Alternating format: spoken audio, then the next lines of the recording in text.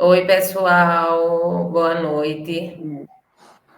Quero saber se vocês me ouvem bem, quem tá aí. Tem Denise, acho que Davi tá aí. Davi ou é David? Quero saber se vocês conseguem me ouvir. Quem tá online consegue me ouvir? Ninguém falou, né? Então cale-se para sempre, né? Ó, a Bárbara disse que sim. Obrigada, Bárbara. Então, gente, hoje eu vou me apresentar primeiramente e apresentar a nossa convidada. Ela tem um baita currículo, viu? Não tenho que chegar aos pés dela ainda.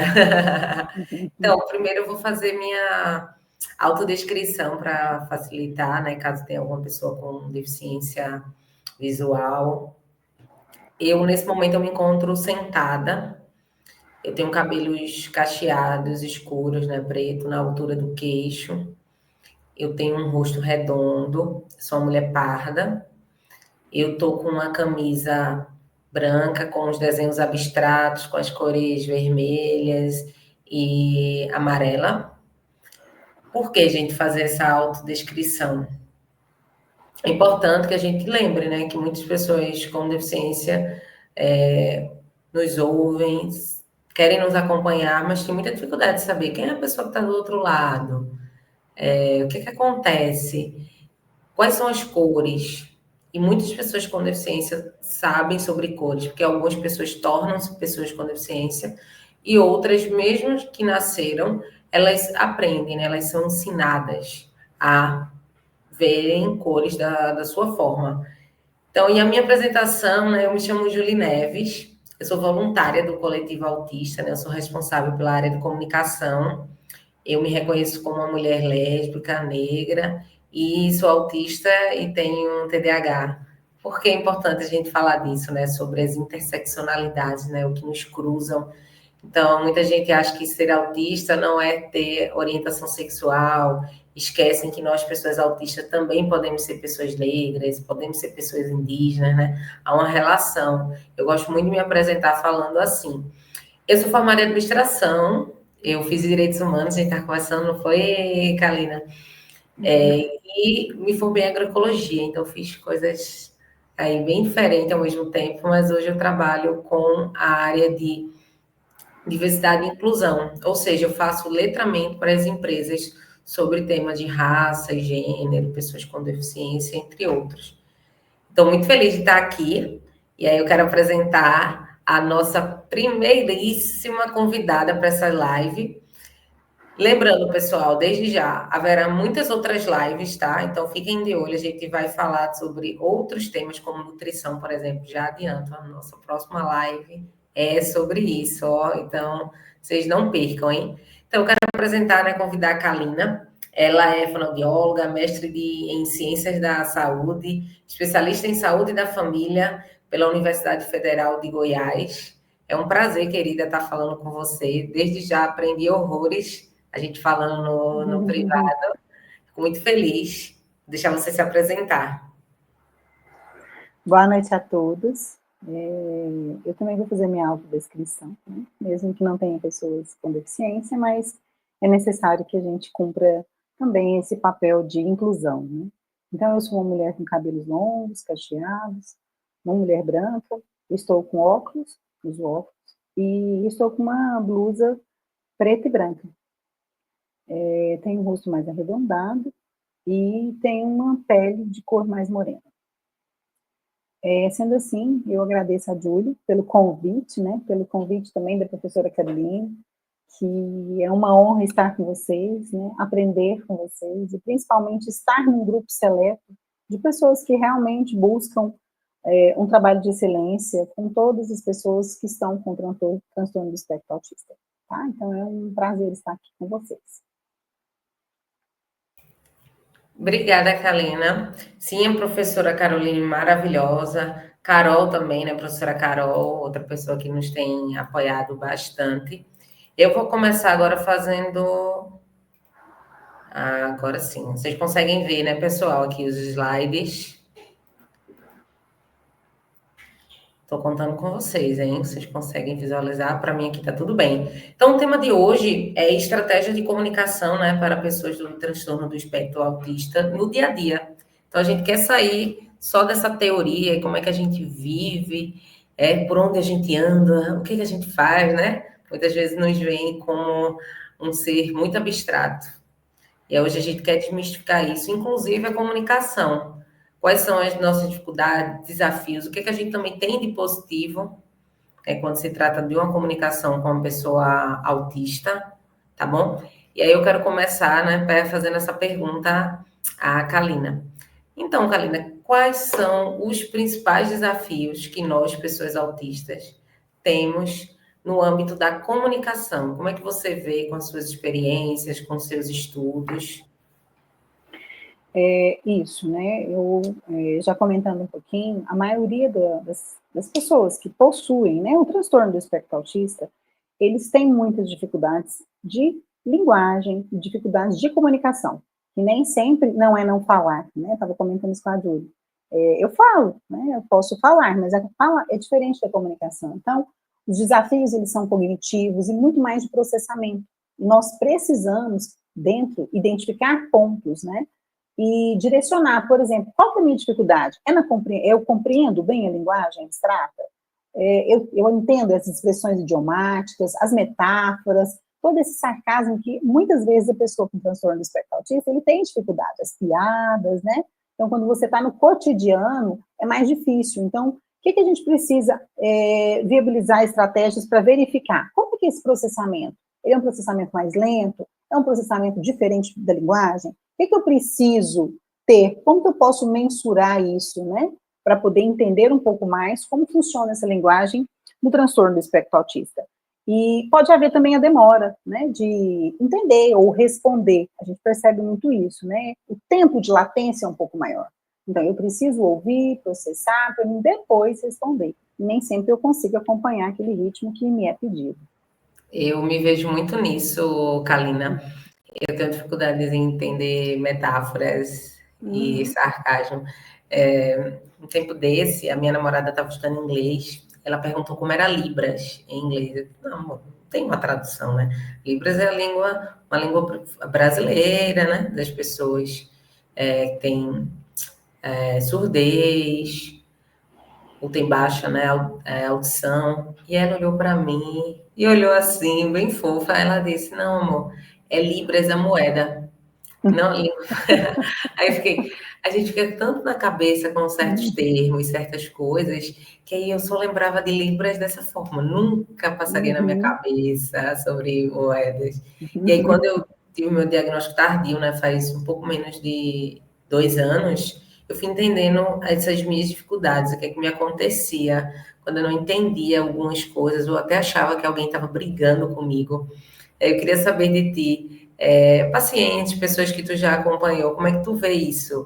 Quando as pessoas acham que estão brigando com ela, que ela não entende aquela crítica, não entende que aquilo é um exemplo, que a gente quer que a pessoa quer ajudar. Isso, a gente tem que ter muita empatia, né? Primeira questão que eu acho que sempre a gente precisa trabalhar é empatia e humanização. Entender um pouco por que aquela pessoa tem aquele comportamento, por que aquele processamento é diferenciado. Então, o que eu mais digo hoje, tanto para as famílias, que tem muitas crianças, né, com o transtorno do espectro autista hoje, com diagnósticos muito rápidos, bem no início da infância, graças a Deus. Então, isso favorece um tratamento com maior longevidade, e a gente consegue uma intervenção precoce melhor nesse momento. Então, assim, é trabalhar um pouco essa calma, essa reciprocidade e, principalmente, a confiança, né? Porque a pessoa que está ali em reabilitação e a pessoa que está com transtorno do espectro autista, está numa condição de vida, ela precisa ter confiança no profissional, ela precisa ter confiança com quem ela está conversando. Então, um dos pilares que a gente conquista é a adesão por meio da confiança. Legal, nunca parei para pensar nisso, ninguém nunca me falou. Isso é uma das coisas legais de estar participando de uma live e ouvindo de uma profissional, né? Eu nunca fui numa fonoaudióloga. Sim, Com certeza. Então, agora você já pode buscar o auxílio, né? Vai ser Sim. bem-vindo. Dentro do coletivo, pessoal, a gente tem práticas, né, como pessoas que atendem na área da psicologia, na psiquiatria. Em breve a gente vai comentar sobre isso lá no Instagram da gente, vocês já podem seguir, tá na descrição do link. Bárbara vai colocar aqui para vocês também, por favor, Bárbara. Então, vocês vão poder acompanhar as atividades que a gente tem feito, quais atividades vocês podem participar nessa live, ela vai ficar gravada para qualquer pessoa poder assistir. E aí, para a gente dar continuidade, né, sobre esses desafios na área da comunicação verbal, como é que tu vê isso? Qual é esse teu entendimento, Kalina? A comunicação verbal é essencial, né? Hoje nós precisamos ter uma boa comunicação verbal até para nos estabelecermos também, né? Em todas as áreas, não só na área da acadêmica, mas principalmente na área pessoal. E uma das dificuldades que nós percebemos é a dificuldade do contato visual. Então, as pessoas com TEA, elas têm uma dificuldade de olhar mais diretamente para o outro, para entender melhor, ou mesmo fazer uma leitura labial, porque muitos deles conseguem fazer isso, mesmo tendo audição normal. E porque eles evitam o olhar, né? Eles não sustentam. É diferente, o contato visual, ele é diferente quando você tem contato visual, ok. Mas você sustentar o contato visual é você permanecer olhando para o outro para entender qual é o que ele quer dizer para você, qual é a mensagem que ele quer passar. E isso também se dá pelas expressões faciais, né? Que muitas vezes elas são limitadas e difíceis de interpretar. Aquilo que eu falei, o visual, principalmente quando você pega expressões faciais que relevam a uma metáfora, por exemplo, as dificuldades são maiores, porque eu tenho que interpretar a condição facial e aquele processamento ele tem que estar claro para mim, e nem sempre está. Então a gente percebe, por exemplo, que as emoções podem não ser expressas de forma clara. Às vezes a pessoa está muito triste, eu recebi pacientes no consultório que eu perguntei, está tudo bem? Não, está tudo péssimo. Né? Ele já chega dizendo que está tudo péssimo. Por quê? Porque ele falou assim, até agora eu não comentei com ninguém, mas eu cheguei aqui para contar que está tudo péssimo. Então a gente precisa acolher aquela demanda, verificar, direcionar, sugerir, e nem sempre naquele momento nós vamos poder fazer o nosso plano terapêutico, porque às vezes o plano terapêutico daquele dia é conversar, acolher e direcionar aquela demanda, que é muito mais do que só executar, né? E uma outra questão também é a questão dos gestos, né, e da linguagem corporal, que é difícil, a gente sabe que é incomum. Então, nós não conseguimos nem sempre fazer isso, e aí dificulta para todas as pessoas, né? Tanto para quem está falando, quanto também para quem está entendendo. Muito legal, Kalina. Eu me vejo muito nessas coisas. Eu tenho dificuldade no olhar. Quando eu conheço pessoa e confio, eu tendo a olhar, né, nos olhos. Mas também, mesmo assim, se eu estiver um pouco tensa, preocupada, então eu vou tendo mais dificuldades. Se estou num momento mais de conflitos. Infelizmente, fui até já acusada de que não era uma pessoa confiável por causa disso. Veja só como é que não acontece. E aí tu me fala de uma coisa sobre essa comunicação verbal. Recentemente eu descobri, né, que existe o PECS, né, que é aquele sistema de Sim, comunicação, né, por uma troca de alternativa, né? figuras. Uhum. Então, as pessoas assim, as pessoas autistas, elas se comunicam, né? Nem todo mundo é verbal, então tem pessoas não verbais, ou que verbalizam, mas através de som, poucas palavras, e a figura, ela ajuda muito nisso.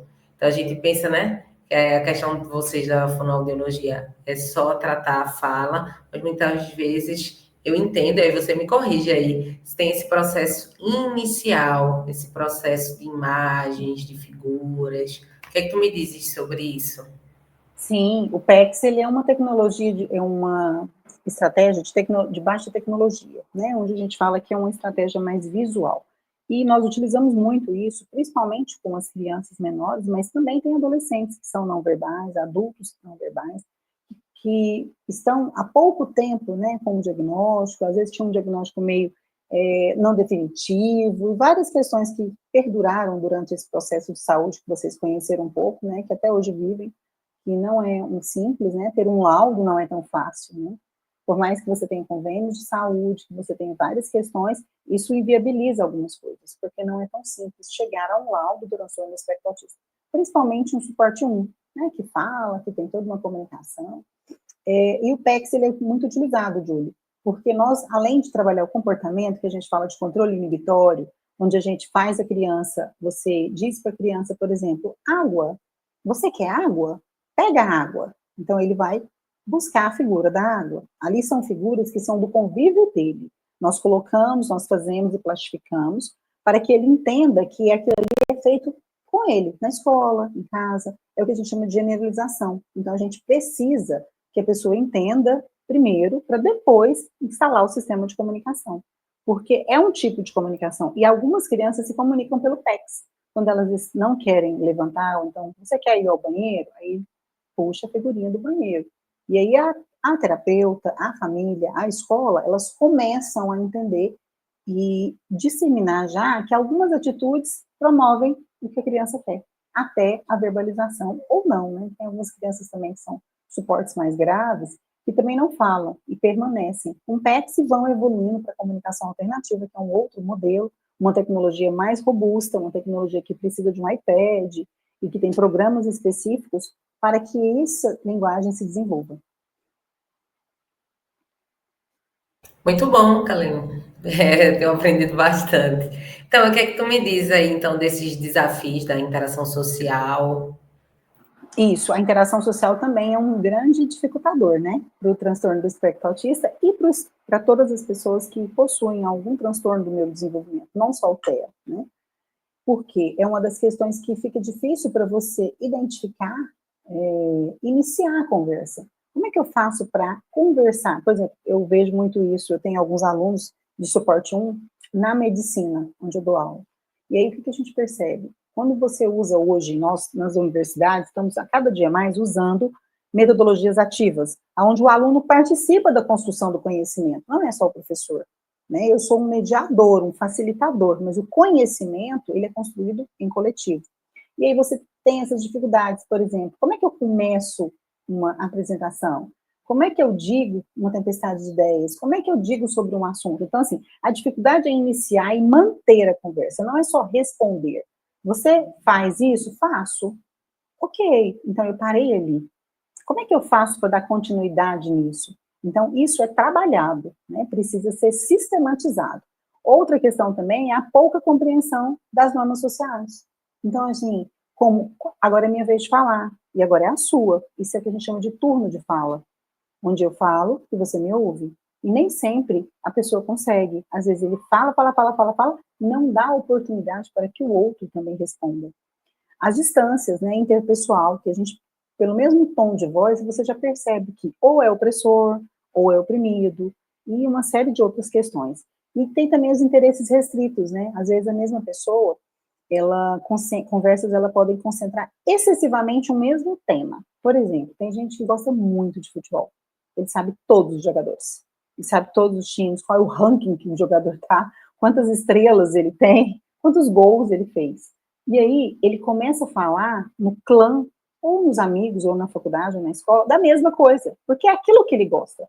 E aí, o que acontece? No primeiro momento, se torna legal, porque é inovador. Depois, as pessoas começam a se afastar, porque elas não gostam mais só de falar de futebol. E ele precisa se estabelecer porque ele tem interesses restritos, como tem pessoas que gostam só de países, lua e outras questões mais generalizadas, e aí eu falo só daqueles assuntos. Então, eu preciso trazer um contexto mais elaborado. Como fazer isso? Trabalhando outras questões, por exemplo, uns aspectos relevantes, a diminuição da ansiedade social, porque isso é fundamental. Se eu estou acelerada, ai meu Deus, eu preciso cumprir, a minha ansiedade aumenta. E isso é um fator dificultante. E uma outra questão também bastante relevante é a sensibilidade sensorial, né, gente? Que o transtorno do espectro autista, ele tem muitas questões sensoriais. Então, você pode perceber que algumas pessoas, desde jovens, mesmo não sabendo que tem o diagnóstico, sempre foram aversivas à boate, a excesso de luz, o som muito alto, lugar muito cheio, sabe? Aquele shopping lotado perto do Natal. As pessoas não gostam, não é porque todo mundo tem que gostar, não. É porque aquilo ali aflige ele, né? E ele não gosta. Outras questões também que pode causar desconforto é a textura. A gente percebe muito isso. Assim, eu falo mais de criança porque o transtorno do espectro autista hoje está em alta com as crianças. Então a gente percebe muito trabalhar a textura. Tem criança que não pega de jeito nenhum na massinha. Ele não pega na moeba de jeito nenhum. E aí, como que nós vamos fazer isso? Vamos trabalhar toda essa parte do desconforto para chegar, porque isso afeta a comunicação. A criança precisa moldar, ela precisa participar, ela precisa brincar para poder elaborar a comunicação. Entendi. Só vendo o comentário aqui que a Paula fez, ela fala o seguinte, ó. Quando eu estou sobrecarregada, não consigo falar muito bem, na verdade. Eu evito todo tipo de comunicação. Isso gera diversos tipos de julgamento. Muitas vezes sou taxada como arrogante. Isso E mesmo que aí eu falei, né? o David ele fala também, ó, nem é questão de gostar, né, de estar ali naquele lugar sonoro, iluminado. Como eu falo, a questão é a dor, é muito grande. Eu compartilho isso, né, do David. Eu não sinto uma dor física, né? Eu sei que muitas pessoas autistas têm dores físicas, elas não têm um não é um significado, né? Mas não é algo literalmente físico, né? Tem tudo a ver com a questão neurológica, com a Uhum, sensibilidade, mas eu me sim, sinto assim, angustiada, eu me sinto irritada.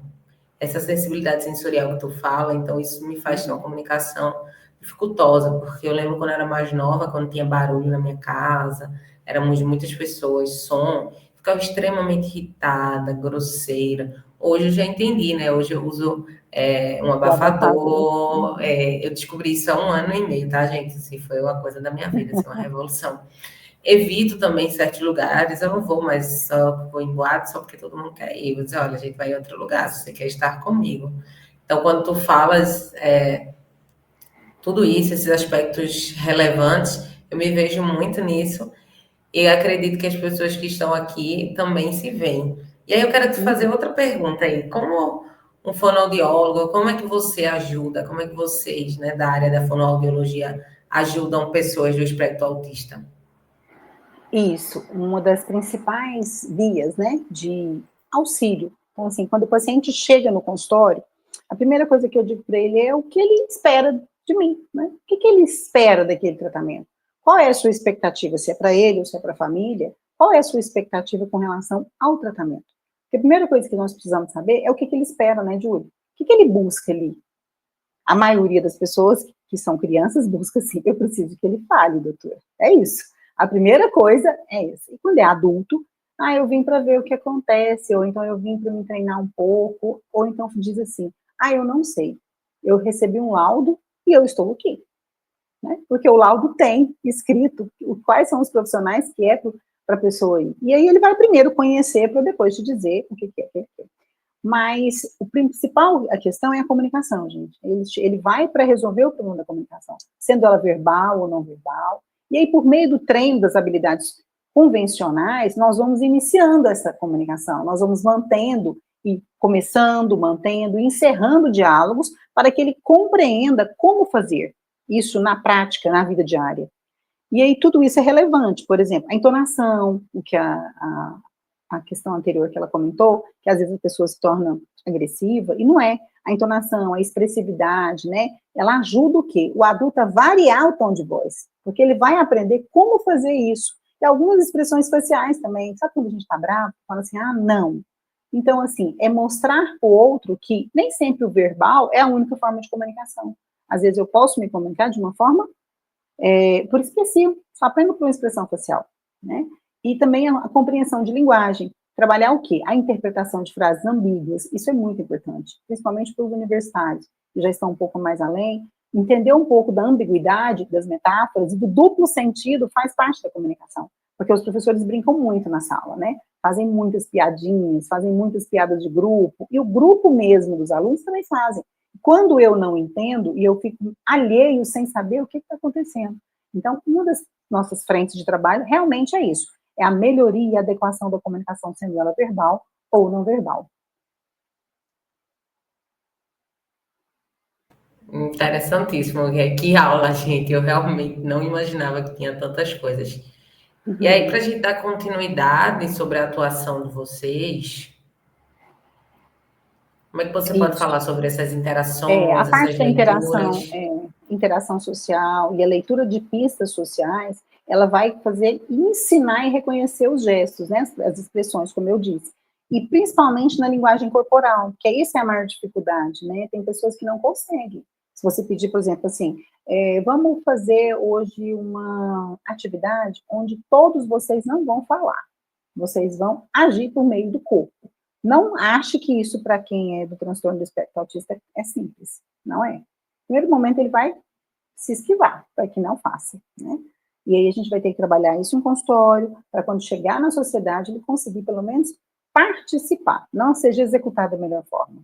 E isso acontece de que meio? De forma das simulações, né? Das situações reais. Então, eu trabalho muito diálogo. Como é que você fala lá no seu trabalho? Qual é o seu maior problema?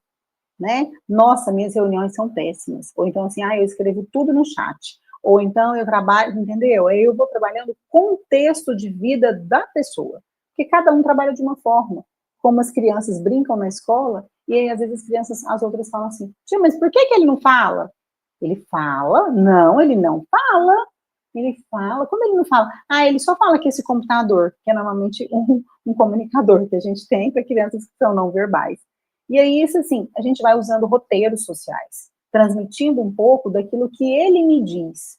Eu gosto muito de conversar com os meus amigos, mas eu não tenho assunto. O meu assunto é futebol, ou o meu assunto é trabalho, e eu não consigo fazer essa mesclagem entre os assuntos. E aí eu preciso realmente de trabalhar um pouco essa live para entender um pouco esse momento, né? E a organização e a autonomia, ela também é muito importante. Por quê? Porque eu faço rotinas comunicativas. Então, eu estabeleço formas claras de comunicação com a pessoa.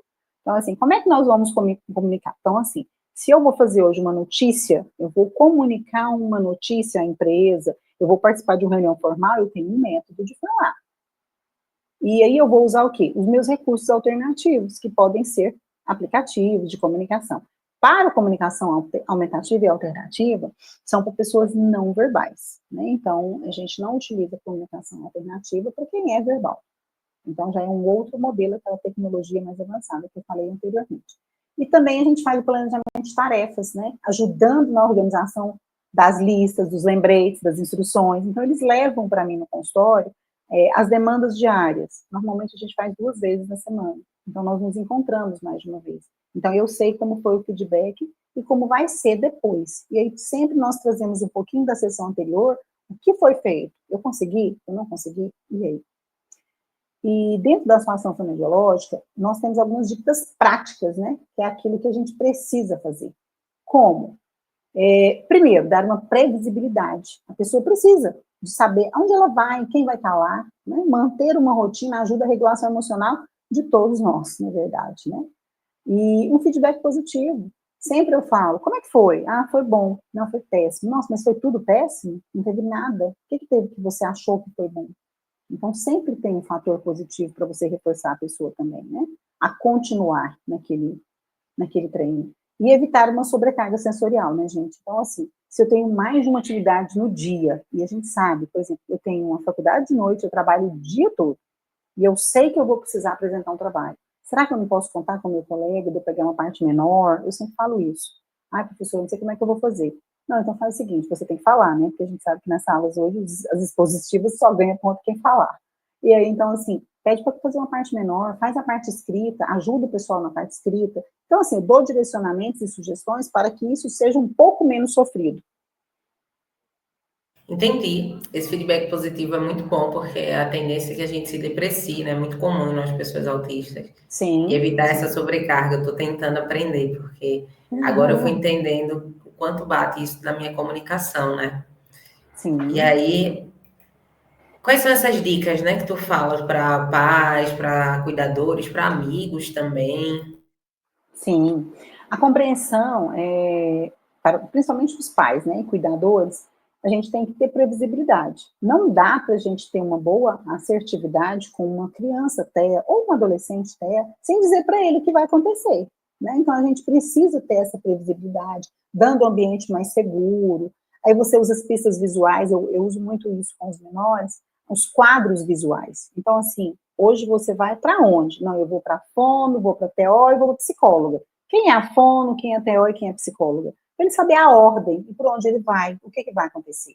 Ele não vai passear no shopping, ele vai para a terapia. Então, a gente vai dando essa cronologia para ele entendendo e fazendo rastreio visual nesse momento, sabe?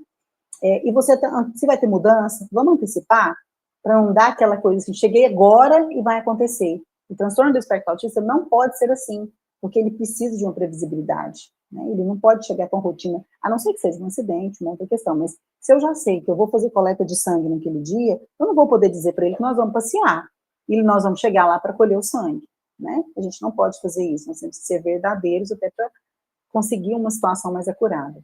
E observar também, gente, os limites sensoriais, né? Então, assim, se a pessoa realmente não gosta de uma festa junina, ela não gosta de foguete, ela não gosta de barulho, como é que eu vou levar ela para participar da dança da festa junina se ele realmente não gosta? Né? Eu preciso entender qual é o limite daquela criança autista, daquele adolescente. Não só para mostrar para a sociedade, porque hoje nós temos muito isso, sabe?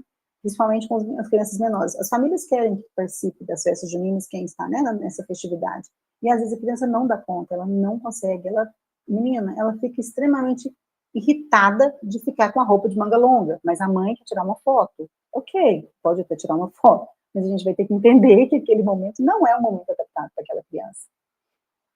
Me vejo muito nisso, de São João, era sempre um problema para mim, ainda amo a festa, mas muito barulho e muita fumaça. Isso mesmo. Tá, e voltando um pouquinho, né, na comunicação e interação, então, assim, a gente sempre tem que usar uma linguagem clara e objetiva, né? Frases curtas, diretas, vamos sair, vamos vestir, vamos tomar banho, ou então sente-se, e não assim, dá todo aquele rodeio, vai pegar a cadeira para você sentar. Não, vamos sentar? Pronto, ele já sabe que a cadeira é para sentar. Então, algumas coisas nós precisamos ser mais diretos. O que, que nós queremos, né? Abra a porta, busca a bola. Ou se eu vou colocar duas ações juntas, abra a porta e busca a bola. Então, assim, eu preciso saber que ele compreendeu. Então, quando eu sei que ele não compreendeu, aonde eu aposto? Na comunicação visual. Então, eu uso as figuras, os gestos, os sinais e os aplicativos hoje, que tem muitos aplicativos que são bons para trabalhar a comunicação. E também esperar o tempo de resposta, né, gente? Porque também eu não posso acelerar ele para ele processar antes do tempo de resposta que é previsto. Cada pessoa tem um tempo de resposta. E o TEA, ele tem um pouco mais de tempo de resposta. Ele é mais, o tempo dele de latência é um pouco maior. Então, a gente precisa entender de que o tempo um pouco maior não significa que eu não consigo.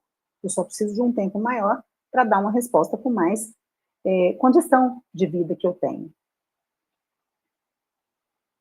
Entendi. Muito bom. E aí, continuando também, o desenvolvimento social e emocional, isso é fundamental, né? Eu falei um pouquinho antes, mas assim, como é que eu vou ensinar essas habilidades sociais? Com exemplos práticos, né? Por exemplo, cumprimentar.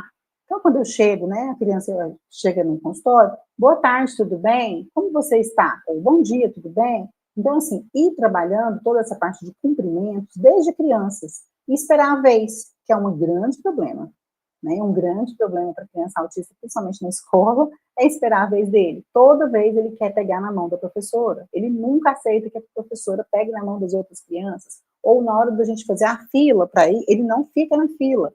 Tá, nós precisamos ver o que fazer na prática para que essa fila aconteça. A gente precisa moldar, a gente precisa modelar, a gente precisa de apoio. Como é que é isso, né?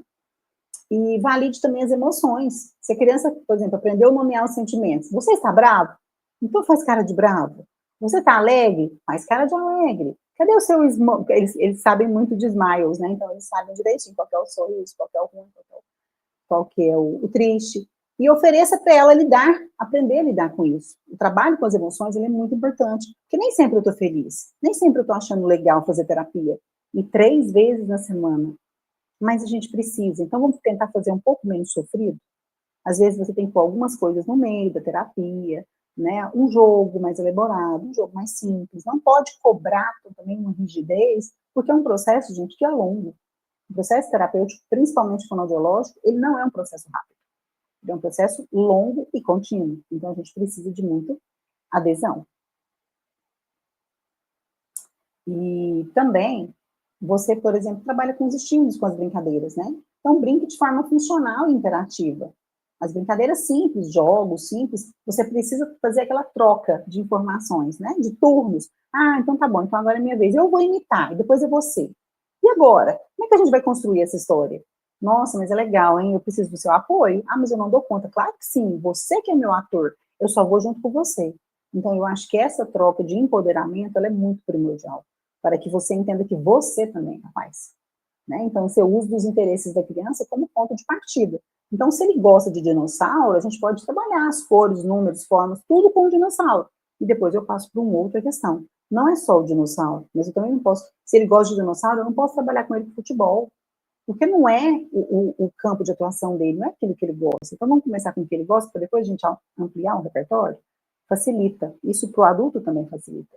Né? Então, assim, eu tenho adultos que gostam muito de inteligência artificial. Ok, a gente pode trabalhar a inteligência artificial, mas depois disso, nós precisamos linkar a inteligência artificial com nossa vida diária. Como é que a gente pode fazer? Tá? E, por último, né, o estímulo à autonomia. A gente precisa estimular muito a autonomia dos pacientes, para que eles saibam que realmente eles são capazes. Maravilha, estou gostando muito, aprendendo, assim, eu estou... Ainda bem que vai ficar gravada, né? Porque eu iria anotar, disse, não, vou, ansiedade, eu vou esperar, porque eu vou anotar, depois tiro dúvidas com Kalina no Depois você privado. vai lendo, vai entendendo, né? E, gente, é fundamental ter a parceria com os profissionais, né? E tanto dessa parte terapêutica, quanto com a escola, quanto com a família mesmo, né? A gente precisa manter o diálogo, os terapeutas, os professores. A gente não pode dissociar o consultório da vida diária daquela pessoa com transtorno do espectro autista, né? E participar ativamente, né, das intervenções sempre que possível. Eu sempre busco a família para que ela participe, para que ela entenda. Nós, na clínica, nós temos uma sala de espelho.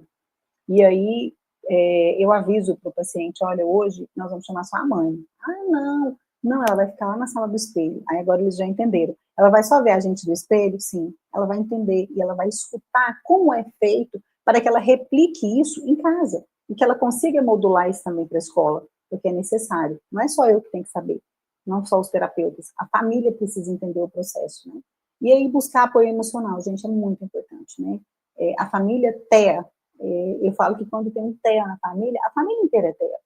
Né? Nós precisamos de buscar apoio para a mãe, para o pai, para a família, para os irmãos, porque é contínuo. E aquela dificuldade, principalmente das crianças pequenas, de um grau mais elevado, é muito complexo. A família vive em função daquela criança, né? Então, assim, tem todo um trabalho terapêutico de vários dias na semana que, às vezes, as famílias deixam de trabalhar porque não tem condição de ir levar para a escola, são longe, né? E aí não, nem sempre você consegue na mesma clínica, que não é, nós temos muito problema disso com os convênios. Às vezes eu consigo fono num lugar, TO em outro e psicólogo em outro. Você imagina a família levar essa criança em 3 lugares, né? É muito árduo, então não é fácil e a gente precisa realmente fazer um trabalho de excelência. E a importância também, gente, do atendimento precoce, né? A gente tem visto muito isso agora com propostas do Ministério da Saúde, com uma nova linha de tratamento para TEA muito pequeno, que é o MChat. Aqui em Goiânia nós já estamos começando a treinar os pediatras para que, quando muito pequenos mesmo, alguns sinais de alerta já sejam verificados, né? Quanto mais a gente atua na forma de comunicação, de linguagem, de interação social, esses são os pilares do desenvolvimento infantil. Então, nós precisamos encontrar meios para poder que essas partes afetadas sejam menos possíveis, e a gente precisa que seja mais rápido. Muito bom. Oi, desculpa, pode falar, Kalina. Não, e eu ia só falar, né, acho que é no próximo, o Júlio já fala um pouquinho pegando esse gancho, que por que a gente tem que começar tão cedo? Porque a gente escuta isso, né, de muitas pessoas, principalmente mães de bebês de 6 meses, de menos de 1 ano. Nossa, mas por quê? Por que será? Autismo não é detectado por meio de exames, gente. É avaliação clínica, é manejo, é experiência, né? Mas alguns sinais já são vistos desde pequenininho. E quanto maior a janela de desenvolvimento a gente pega, mais rápido a gente consegue o desenvolvimento da linguagem, da comunicação. Porque quanto mais velho, mais difícil em qualquer área, mas na linguagem, muito mais. Porque nós precisamos de treino e intervenção muito rápida, com uma acurácia muito alta. Por isso que as crianças pequenas, quando começam com transtorno do espectro autista, elas fazem 20 horas semanais. E às vezes as pessoas criticam porque dizem que é muita hora. Mas não tem como, porque eles precisam de habilidades que a gente não tem depois da janela dos 8 anos. Dificulta muito, né? E a prevenção o quê? Das dificuldades futuras, porque é isso que a gente trabalha. A gente trabalha a intervenção precoce para prevenir e dar um suporte para aquelas crianças, na hora que se tornarem adolescentes e adultos, tem um pouco menos de prejuízo. E a gente vai ter uma maior eficácia terapêutica também. Porque a partir do momento que eu pego ele pequenininho, eu vou começando a moldar os comportamentos e trabalhar toda essa linguagem sistemática, e o painel fonológico, ele é ampliado de forma mais rápida. Por quê? Porque ele ainda está pequeno. A plasticidade cerebral, ela é muito pequena nesse momento. E é fundamental de que a gente consiga trazer isso mais, o mais rápido possível, né, por atendimento. Eu me vejo muito nisso. Eu pouco falava até os 6 anos. Eu fui realmente forçada, apesar de já saber ler, saber escrever. Então, eu acredito, se eu tivesse tido um diagnóstico, né, Mais um cedo, tempo né? considerável hábil, né, melhor, com certeza essas minhas dificuldades de comunicação. Eu sou uma pessoa de nível de suporte 1, mas a minha comunicação não passo mal, por exemplo, para falar com alguém na faculdade, mas eu ainda tenho muitos problemas, né? A questão da metáfora, entender se a pessoa está brigando comigo ou fazendo uma crítica. Então, quando eu vejo você falando, prevenir, né? Diagnóstico é libertação, ele não é prisão. E a gente Com precisa certeza. desmistificar esses preconceitos. Você está aqui para isso, né? E a gente está se aproximando do fim, pessoal. Eu quero saber o que a Kalina tem para dizer sobre esse finzinho, né, de live. E também perguntas de vocês, né? Vocês podem escrever aqui no chat. Isso, né? Eu trouxe uma foto aí de Goiânia para vocês verem, para quem não conhece, né? Goiânia é muito linda, é uma cidade no centro-oeste, não tem mar igual vocês têm, mas tem bar. Então, eu falo muito para os meus pacientes, nós não temos mar, mas temos bar, né? Então, assim, foi um prazer, né, estar aqui com vocês, trazer um pouco daquilo que eu conheço, aprendo e compartilho. E estar no CAL também tem feito muita diferença, né? Tem vivido junto com vocês as angústias, eu acompanho o grupo, às vezes não consigo me manifestar muito por conta do tempo, mas acompanho as angústias e as nuances que vocês apresentam muito lá no grupo, né? E um outro momento também, eu tenho muito a agradecer, né, o coletivo autista da UFPB, mesmo sendo de Goiânia, eu acho que está sendo engrandecedor para mim como profissional e como pessoal também participar. A professora, né, a doutora Caroline, que nos acolheu bem, que me recebeu, que fez todo um acolhimento desde o primeiro momento do e-mail, né. A Júlia, nossa assessora, que toda preocupa com todas as questões e as partes de assessoria e técnica, sempre com ela, né, e a todos vocês da comunidade autista, né, que só tem a aprender juntos, né? Eu acho que isso é importantíssimo. Estar com vocês está sendo um aprendizado para mim muito contínuo, de uma outra vertente, de um outro estado, de outra nuance, né? E só dizer que eu tenho a agradecer pelo convite, Júlio, e estou à disposição, né, para responder as perguntas e o que vocês puderem. Obrigada, Kalina. Obrigada também, né, o grupo, né, do Coletivo Autista, a professora também, Caroline, que, né, foi conversando comigo, ela foi me apoiando, foi me dando diretrizes também. Não estou aqui sem ela, né? Nós não estamos aqui. A equipe de comunicação, Carol, Bárbara também, que tem ajudado com o Instagram, né?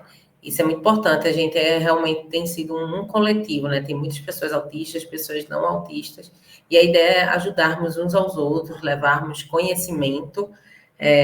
Já posso adiantar para vocês que essas lives vão fazer parte de um e-book.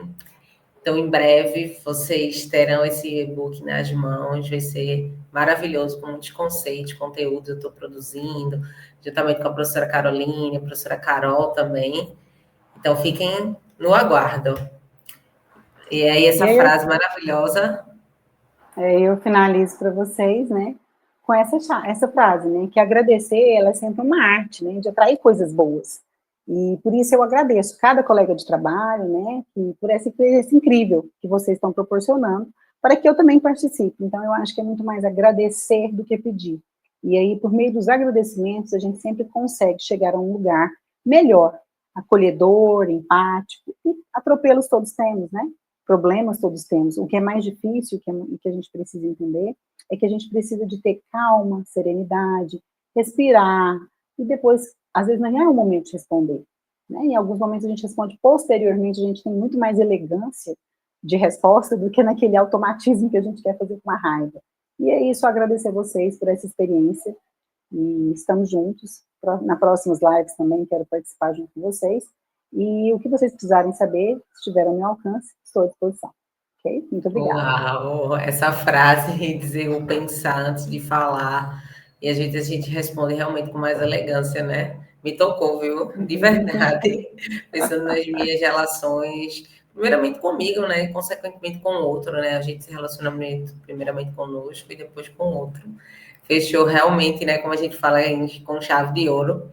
Eu deixei o contato da Kalina aqui, pessoal, ela deixou no slide, mas para quem não consegue visualizar, tá aqui, ó, Kalina com K, Teles, Teles, 18, @gmail.com. Então, agradeço mais uma vez a vocês, nos vemos em breve, acompanha a gente no Instagram, e um cheirão, pessoal. Até, Kalina, tchau. Obrigada, tchau.